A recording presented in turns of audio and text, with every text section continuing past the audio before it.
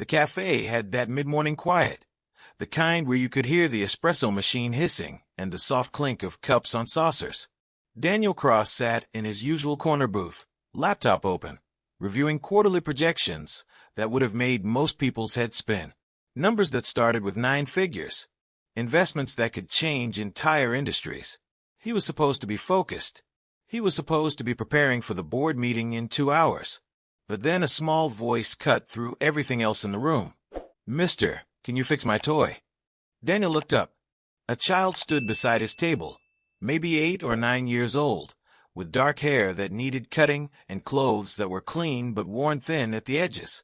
The kid was holding something wooden, clutched in both hands like it was the most precious thing in the world. Big eyes, earnest expression, the kind of hope that hadn't learned yet how often the world says no. "It was Dad's last gift," the child said quietly. Before he died. "Mom says he'd want me to take care of it, but I dropped it and now it's broken, and I don't know how to fix it, and you look like someone who fixes things, and please, can you help?" Daniel opened his mouth to politely decline. He had a meeting. He had work. He didn't have time to play handyman for some random kid in a coffee shop. But then the child held up the wooden figure, and Daniel's world stopped. It was a small carved bear, no bigger than his palm. The craftsmanship was crude but careful, the kind of thing someone had made by hand with more love than skill. One of the arms had broken off, hanging by a splinter of wood. But that wasn't what made Daniel freeze. It wasn't what made his coffee cup slip from his fingers and clatter against the saucer. It was the marking carved into the bear's chest. A symbol. 3 interlocking circles forming a triangle with a small star at the center. Daniel stared at it. His hands started shaking. His vision blurred at the edges. Somewhere deep in his mind, something shifted, like a door opening in a room he'd forgotten existed. He knew that symbol. He knew it in a way that went beyond memory, beyond thought. He knew it the way you know your own heartbeat. But that was impossible. He'd never seen this toy before. He'd never met this child before. He didn't know anything about anyone's last gift or a dead father or... The child was still talking. Something about Mom waiting outside. About how they couldn't afford a carpenter. About how this was the only thing left. But Daniel barely heard. He was staring at the wooden bear, at those 3 interlocking circles, and his mind was screaming that he knew what they meant even though he had no idea what they meant. "Mister?" the child said, worried now. "Are you okay?" Daniel forced himself to breathe. Forced himself to look at the kid instead of the toy. "What's your name?" "Riley," the child said. "Riley Cross." Cross. The same last name as Daniel. That was coincidence. Had to be. Cross wasn't an uncommon name, but the symbol on the bear, the way it made Daniel's chest feel tight and his hands shake, the sudden overwhelming feeling that something was wrong, had been wrong for a very long time. None of that was coincidence. "Who made this?" Daniel asked, his voice rough. "My dad," Riley said. "At least, that's what Mom says. She says he made lots of things with his hands. She says he was really good at it." The child's voice got quieter. "I don't remember him. I never met him. He died before I was born." Daniel's throat closed. He looked at the wooden bear again, at the symbol that felt like it was burning into his vision. 3 interlocking circles. A triangle. A star. It meant something. It meant everything. But when he tried to remember when he tried to grasp the meaning, his mind hit a wall. The same wall that had been there for 10 years. The blank space where his memories should have been. 10 years ago, Daniel Cross had woken up in a hospital bed with no idea who he was. The doctor said he'd been in an accident. Found unconscious near a river. No identification. No one reported missing who matched his description. Severe head trauma. Retrograde amnesia. They'd asked him questions he couldn't answer. "What's your name? Where are you from? Who should we call?" He'd stared at them blankly, feeling like a computer with its hard drive wiped clean. Eventually, someone had given him a name from a medical bracelet they'd found nearby. Daniel Cross. Whether it was really his name or someone else's, he'd never known. But he'd kept it because he had to be called something. He'd rebuilt his life from nothing. Worked construction at first, then started his own contracting business. Turned out he was good with numbers, with strategy, with seeing opportunities others missed. Within 5 years, he'd built a small empire. Within 10, he was worth $40 million. But he'd never remembered. Not his past, not his family, not who he'd been before the accident. The doctor said it might come back someday. Sometimes it did, they said. A smell, a sound, something familiar might trigger the memories to return. But 10 years had passed, and nothing had ever felt familiar. Until now. Until a 9-year-old kid with the same last name had walked up to him, holding a wooden bear with a symbol that made Daniel's entire body react like it was trying to remember something his mind couldn't access. "Can you fix it?" Riley asked again. Hope and worry mixed in equal measure. Daniel should have said no. Should have explained he wasn't that kind of expert. Should have given the kid money for a real carpenter. Should have gone back to his quarterly projections and his board meeting and his life that made sense. But instead, he heard himself say, "Yes, I can fix it." Riley's face lit up like Christmas morning. "Really? You promise?" "I promise." Daniel took the wooden bear carefully, like it might explode in his hands. The moment his fingers touched it, another wave of something, not quite memory, but close, washed over him. The feel of the wood. The weight of it. The way the carving followed the grain. "But I need to know more about your dad. About who made this. Can you tell me?" Riley's expression shifted to something sadder. "I don't know much. Mom doesn't like talking about him. She gets this look, you know, like it hurts too much. But she told me he was good and kind, and he loved us even though he never got to meet me.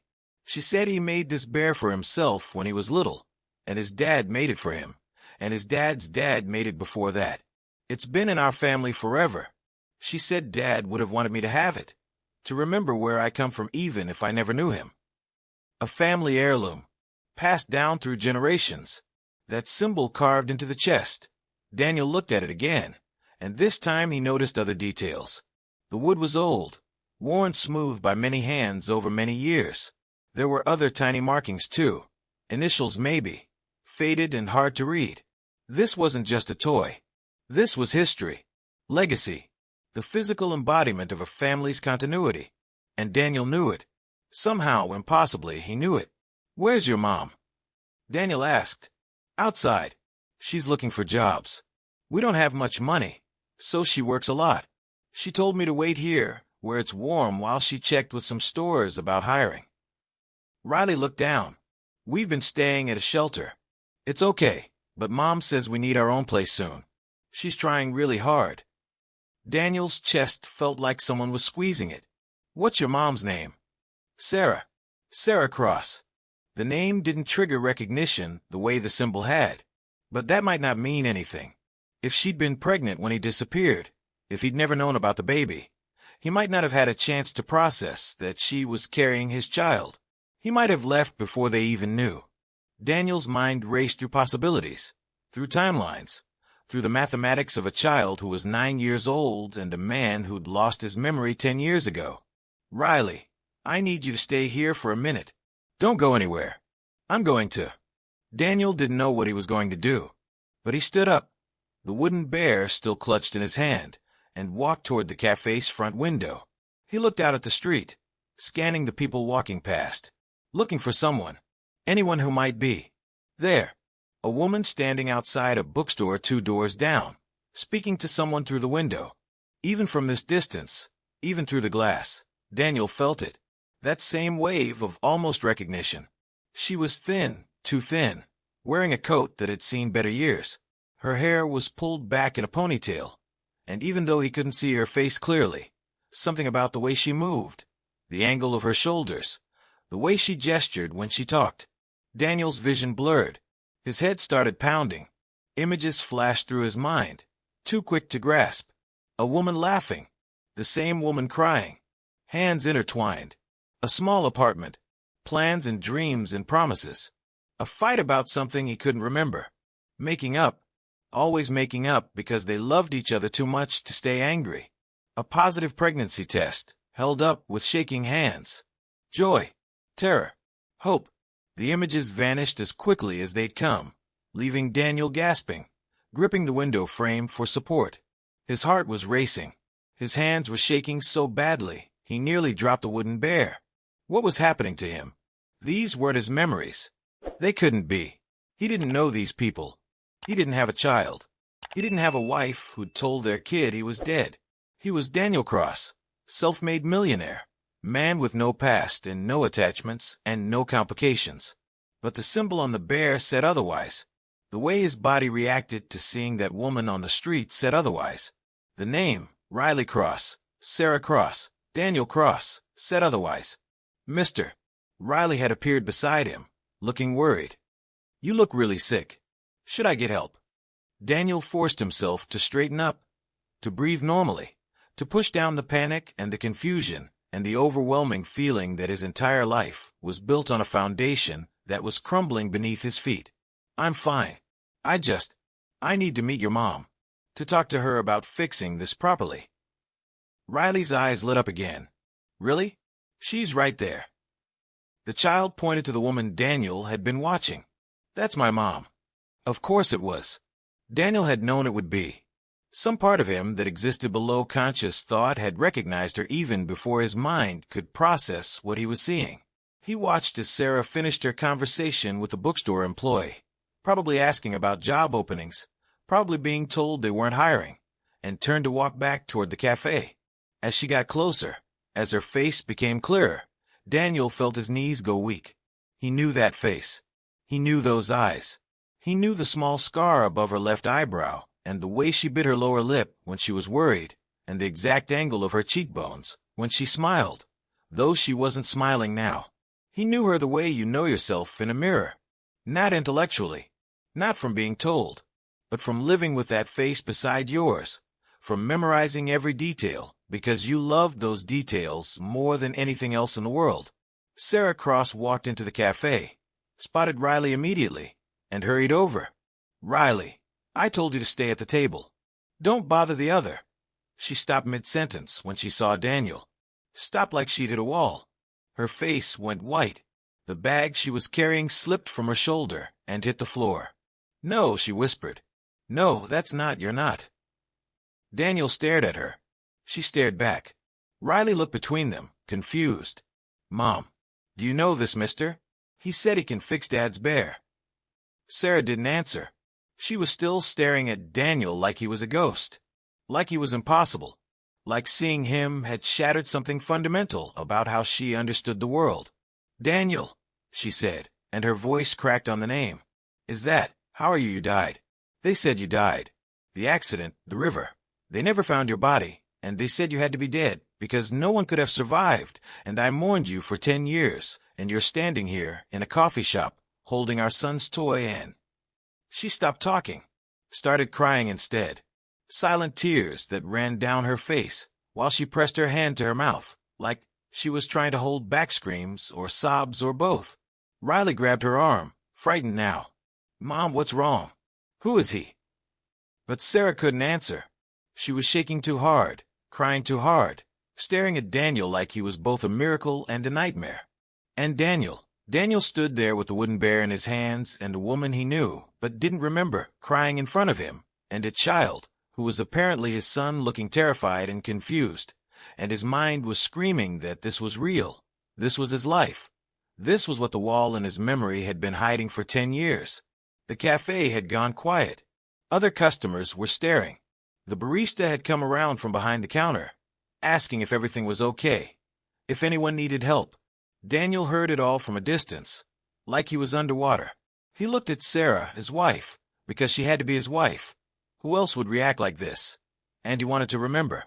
He wanted to remember her laugh and their fights, and the night they conceived the child standing between them. He wanted to remember making that wooden bear, or inheriting it from his father, or whatever the history was that made it significant. He wanted to remember being someone other than the man he'd built himself into over the past 10 years. But he couldn't. The wall was still there, cracked now, leaking fragments and images and feelings, but still fundamentally blocking him from accessing a decade of life that had apparently existed before the accident, before Daniel crossed the Millionaire, before the empty slate and the new beginning and the life that had felt complete because he hadn't known anything was missing. I don't remember, Daniel said quietly. The words felt like betrayal, like the cruelest thing he could possibly say to a woman who'd just seen her dead husband walk back into her life. "I'm sorry. I don't remember you. I don't remember any of it. There was an accident 10 years ago, and I woke up with no memory. They told me my name was Daniel Cross, and I've been building a life ever since. But I never knew about you." "About?" He looked at Riley. "About him." Sarah made a sound that was half laugh, half sob. "You don't remember. Of course you don't. Because that would be too easy, wouldn't it? Too simple. You've been alive for 10 years, somewhere out there living your life, and I've been raising our son alone and telling him stories about his father, who loved him even though they never met. And you don't remember." "Mom." Riley's voice was small, frightened. "What's happening? Who is this man?" Sarah knelt down, took Riley's face in her hands. Her own face was streaked with tears, but she forced her voice steady. "Baby, this is your father. This is Daniel. He didn't die. He's been alive this whole time. He forgot about us." Riley looked at Daniel with wide eyes, looked at the wooden bear still clutched in Daniel's hands. "Look back at Sarah. That's my dad, the one who made the bear, the one who loved us." "Yes," Sarah whispered. Riley turned to Daniel, studied his face carefully, like trying to reconcile a bedtime story with reality. Then, in a voice that was trying so hard to be brave, asked, "Do you remember making this? Mom said you made it when you were little. Do you remember?"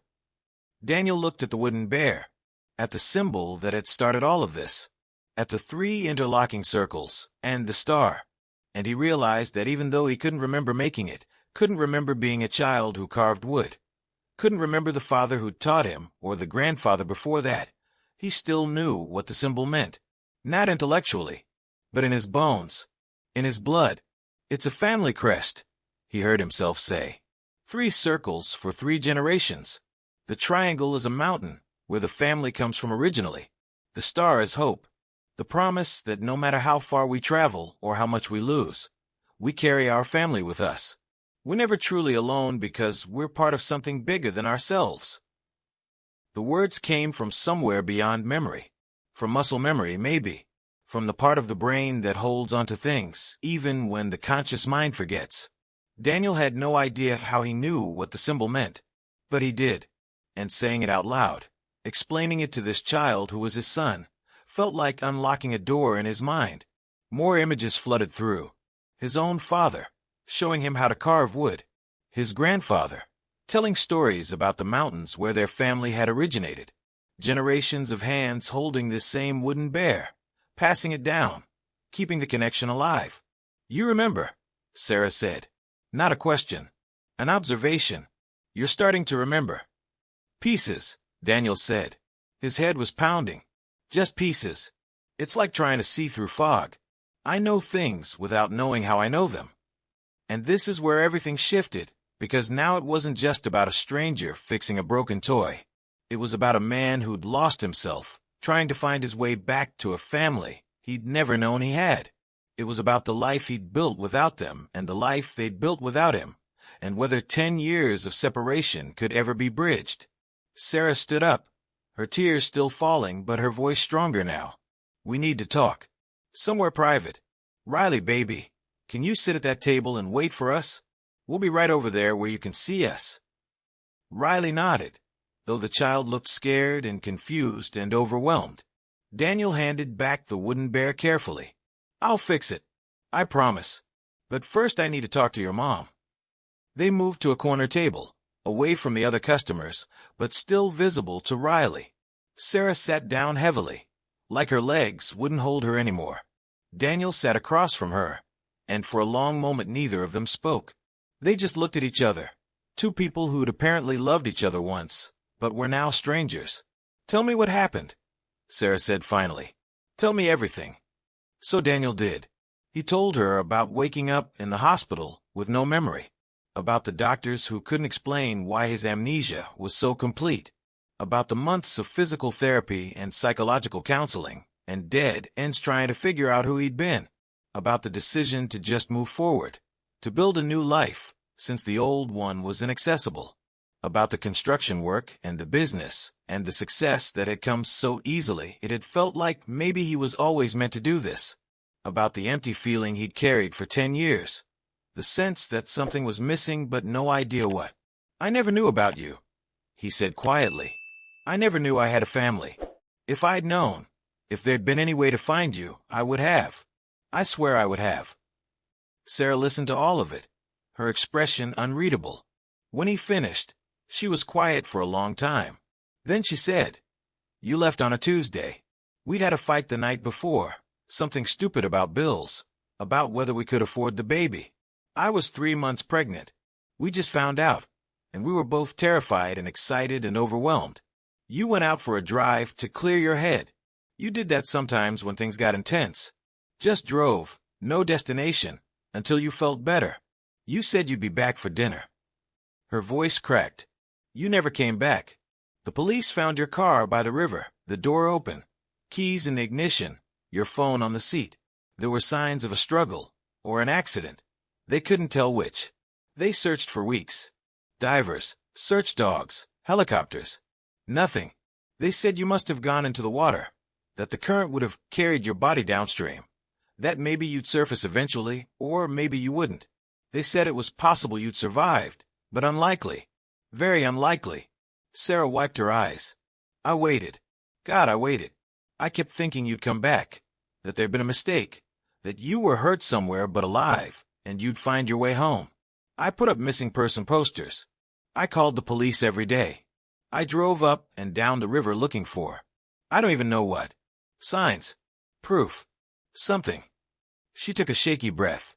"After 6 months, they declared you legally dead, and I had to accept it. I had to grieve and move on because I had a baby coming and no money and no support system. Your parents were gone. Mine wanted nothing to do with an unwed pregnant daughter, and I was completely alone." Daniel felt like his chest was being crushed. "I'm so sorry. Sarah, I'm so sorry. Riley was born 7 months after you disappeared. I gave our baby your last name because you deserved that much. I told Riley stories about you, how you were good and kind, how you would have loved being a father, how you died trying to come home to us. I kept that wooden bear because it was the only physical thing I had left of you, the only object that carried your history, your family's history. And I told Riley it was a last gift because I needed our child to believe you cared, that you would have stayed if you'd had a choice."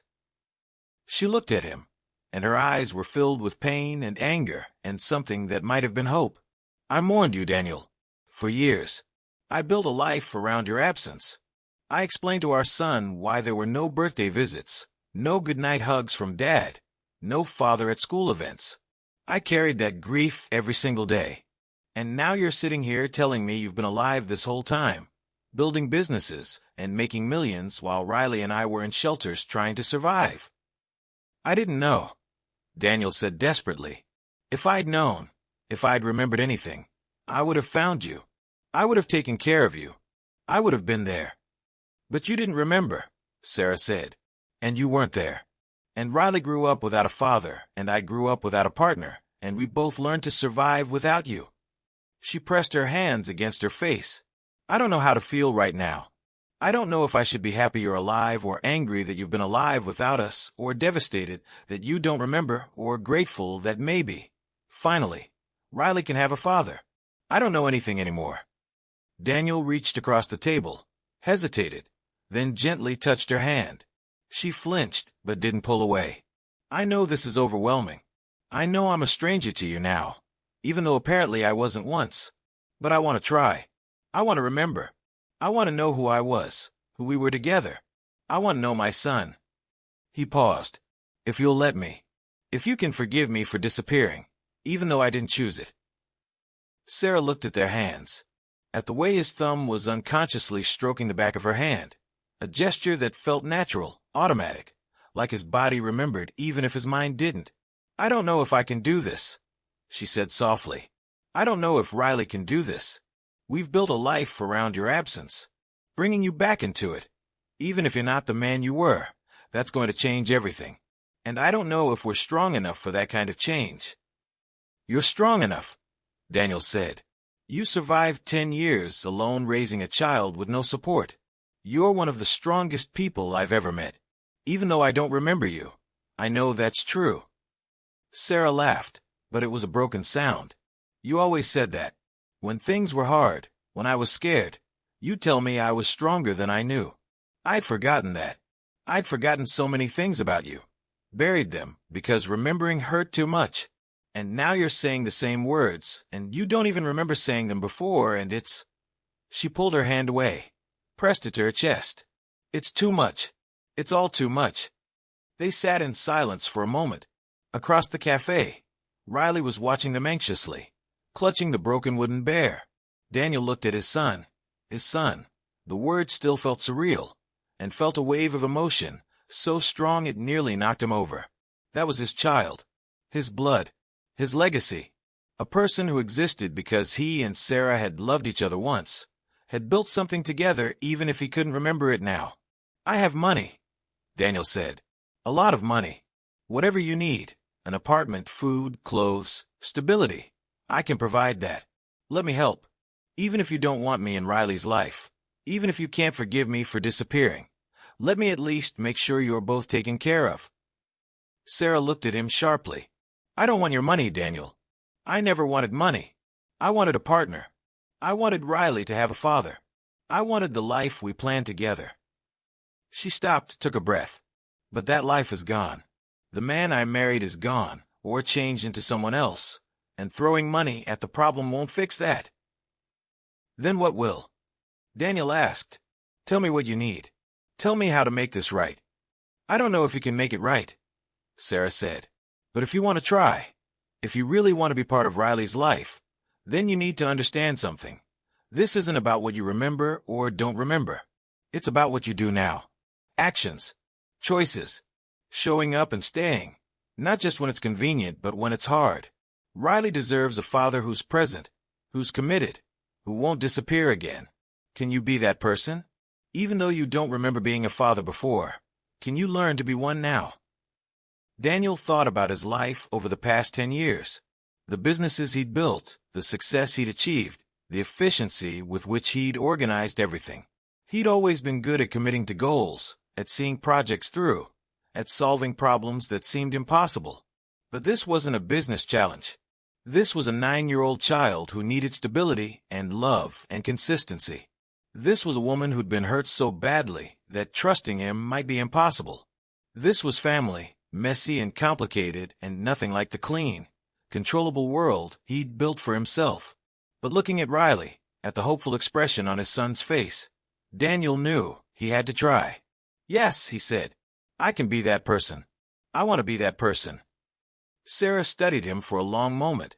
Then she nodded just once. Okay, we'll try. But slowly. Riley doesn't understand what's happening, and I need time to process this. You can fix the bear. You can visit sometimes, supervised. We'll see how it goes. But I'm not letting you back into our lives fully until I know you're serious. Until I know this isn't just guilt or novelty that will fade when things get complicated. Fair, Daniel said. More than fair. They returned to Riley's table together. The child looked up at them with wide eyes. Are you fighting? Is Dad leaving again? The casual use of Dad made Daniel's throat tight. No, he said, kneeling down to be at eye level with Riley.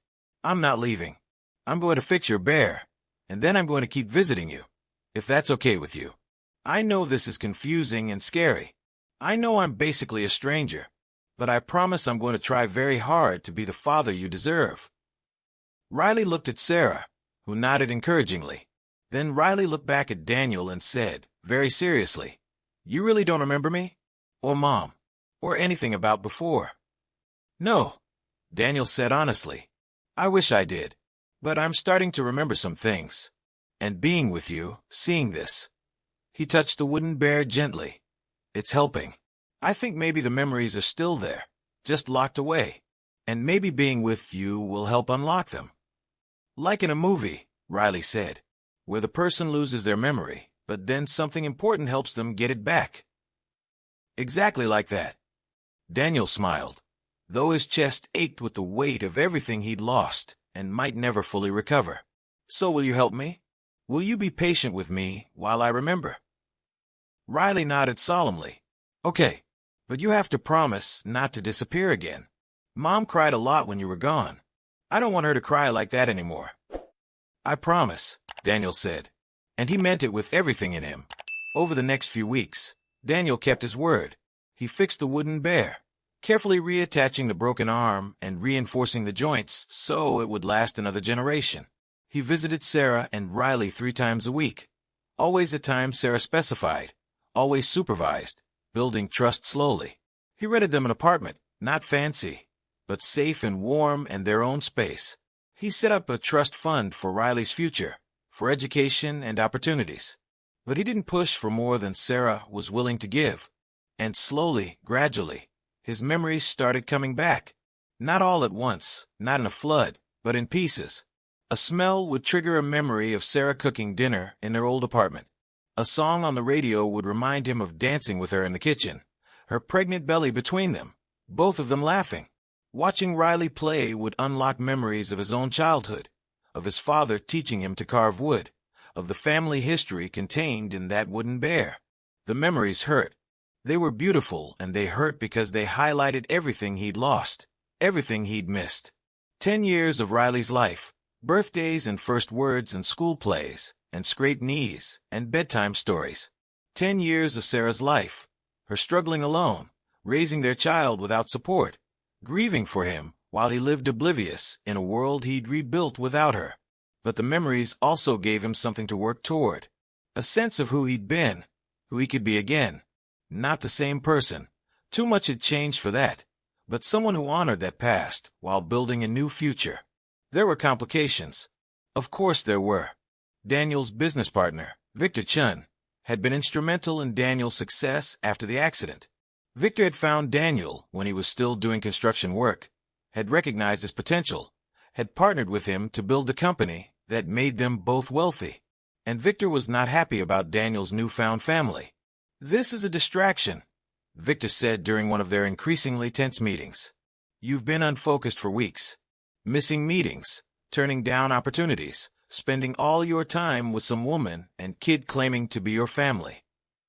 "They're not claiming," Daniel said coldly. "They're my family. DNA tests confirmed it.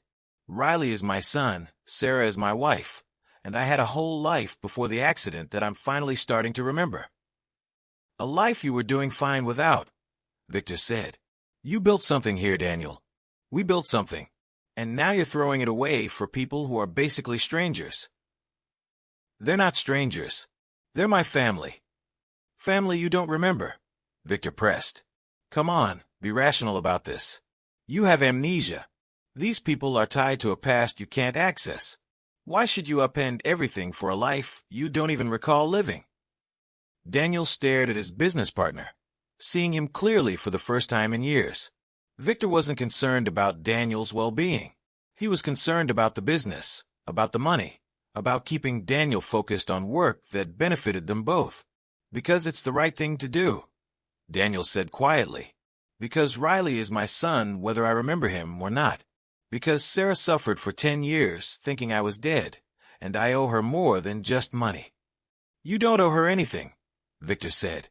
"You lost your memory in an accident. That's not your fault. You can't be held responsible for a life you don't remember." But Daniel disagreed. He might not remember every detail of his past, but he was beginning to understand who he'd been. A man who carved wooden bears for his child. A man who loved his wife enough to marry her despite having no money and uncertain prospects. A man who would have wanted to be there for his family, who would have fought to get back to them if he'd had any choice in the matter. That was who Daniel had been, and that was who he wanted to become again. The tension with Victor came to a head 3 months after the Café meeting. Daniel announced he was restructuring the company, stepping back from day-to-day operations to spend more time with his family. Victor tried to talk him out of it, then threatened to dissolve their partnership, then finally revealed what had been lurking beneath his objections all along. "I know what happened the night you disappeared," Victor said. They were in Daniel's office, late evening, the city lights glowing through the windows. "I know about the accident." Daniel went very still. "What are you talking about?" "I was there," Victor said. 10 years ago. I was the one who found you by the river. You'd crashed your car, hit your head, were barely conscious. I pulled you out, called an ambulance. I saved your life. You never told me that, Daniel said slowly. Because I didn't want you to feel obligated. I wanted you to succeed based on your own merit, not out of gratitude. Victor paused. But I also didn't tell you something else. When I found you that night, before the ambulance came, you were conscious for a few minutes. Delirious, but talking. You kept saying you needed to get back home, that your wife was pregnant, that you couldn't leave her alone. You gave me your wallet, told me to make sure Sarah got it, to tell her you were sorry. Daniel felt like the ground had disappeared beneath him. What did you do? I kept the wallet, Victor said. I didn't contact Sarah, because when you woke up with no memory, when you had a chance to start over, I saw an opportunity. You were brilliant, Daniel. Talented in ways most people never achieve. But you were also broke, tied to a pregnant wife, destined for a life of struggle and limitation.